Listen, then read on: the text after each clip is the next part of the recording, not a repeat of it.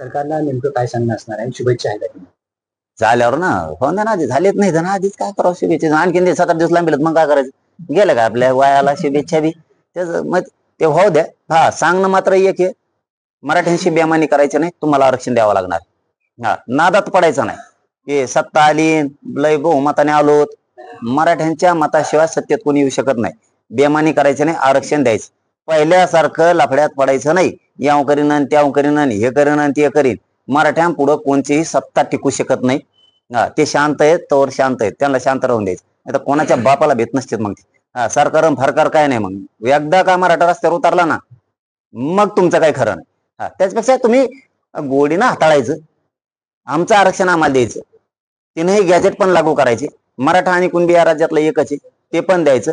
उग सत्ता आली लय मोठे आले म्हणून मस्तीत यायचं नाही आणि येडवण करायचं नाही. मस्ती मराठ्यांपुढे टिकत नाही आणि आम्ही ते टिकून देत नसतो मी टिकून बी देणार नाही. लाडकी बहीण योजनेची सुद्धा आता त्यांनी तपासणी सुरू केली. तपासणी परत आता 21 रुपये द्यायचे म्हणजे आता 8 नियम आता ते कडक करणार. अरे ते लय चाबरे आहेत मी त्या टायमाला लाडक्या बहिणीला म्हणलो होते असे चाबरे आहेत पहिले अगोदर यांच्याकडे आठी फटी काही नसतात कपा कप वाटी देत. हा कुठून आणते तो कुठून पैसे बी आणते तो ते आकडा इकडं पांढरे डोळे होते तिकडं इतके 1000 कोटी आणले वाटीले कुठून आणले. एकाने घरी केलं नाही वावरही केलं नाही कोणचं नाही सगळ्यात वावर जसेल तसेच आहेत. पुऱ्या मंत्र्याचे आमदाराचे मुख्यमंत्री उपमुख्यमंत्री गृहमंत्री सगळेच वावर तसेच बघ पैसे आणले कुठून इतके आमचेच पैसे आम्हालाच वाटी देत आणि आम्हालाच म्हणते इतक्या लाडक्या बहिणीला वाटले. आता बंद बी केली दिसती आटी घातल्यात म्हणलं आता काय भेटायचं नाही.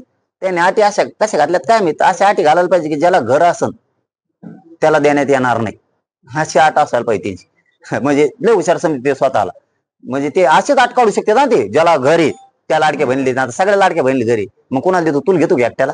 हे शेतकऱ्याचं काम करणार नाहीत हे लाडक्या बहिणीचं करणार नाहीत कर्जमुक्ती करणार नाहीत शेतीमालाला भाव देणार नाहीत लाईट देणार नाहीत पाणी उपलब्ध करणार नाहीत नुसते डांबऱ्या बांधित नुसते रोड टाकी देत.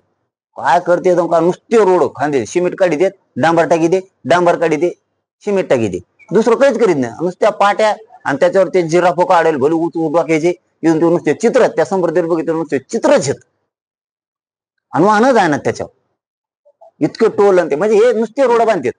गोर गरिबांना काय लागतं हे देत नाहीत. त्यांच्या कापसाला भाव पाहिजे कांद्याला भाव पाहिजे द्राक्षाला भाव पाहिजे सोयाबीनला पाहिजे गव्हाला पाहिजे नाही तिकडे नाही भाव. कर्जमुक्ती नाही इकडे तेल वाढीते मीठ वाढीते सगळं वाढीते कळून देणार नाहीत काही एका हाताने देतात आणि 5-5 हाताने उडीत हे लय नमुने पाहिजेत. पण आता आपणच मैदानात नव्हतो त्याच्यामुळं मजा नाही नसतं. आपण जर मैदानात असतो समीकरण जुळलं असताना सुपडा सापच केला असता. हो पण आता हुकलं ते जाऊन दे आता काय आम्ही सगळे सामाजिक होतो मेळ जुळला नाही आम्हाला लवकर देऊ बघू पण आरक्षण घेणार सुट्टी देणार काय ताकद वापरायची तो वापरायची पण पुन्हा हल्ले करीन पोरावर केसेस करीन रक्तपात करीन गोळ्या घालीन हे स्वप्न आता सरकारनं सोडून द्यायचं. हा प्युअर सावध येतात आम्ही आणि प्युअर मराठी त्याच्यात एवढं ध्यानात ठेवायचं नादी लागायचं नाही मराठ्यांच्या आता जेव्हा लाठीच्या काही सुख नाही. मी परवा तुळजापूरमध्ये सांगितलं कोणी असला आम्हाला सुख नाही 75 वर्षापासून आम्हाला लढावंच लागतं आणि कोणी पण येऊ दे आम्ही घेणार.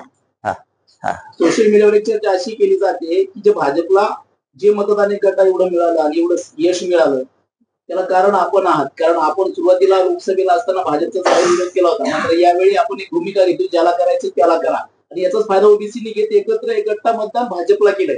त्यामुळे सोशल मीडियावर तुमच्यावर खास टीका होतीये कसं पाहताय. आणि माझ्यामुळे भाजप सरकार आलं कसं काय वाटत नवीनच आली सिस्टम एकत्र झाले.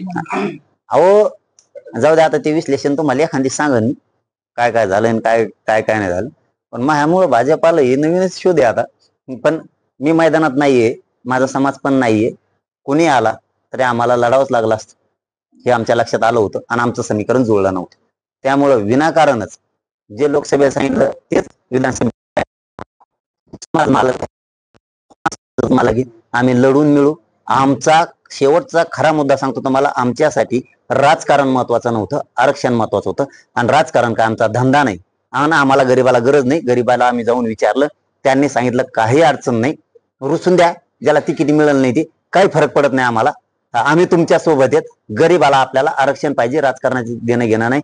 तुम्ही म्हणता त्या लढ्यात उभा राहायला आम्ही तयारी मला जय मराठ्यांनी सांगितलं आणि तुम्हाला ते सामूहिक आमरण उपोषणात दिसन सरकार गुडघ्यावर टिकेलेलं मराठी.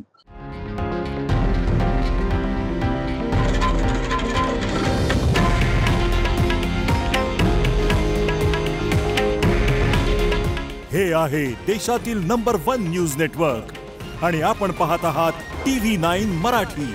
काळजी तुमची, हित महाराष्ट्राचं.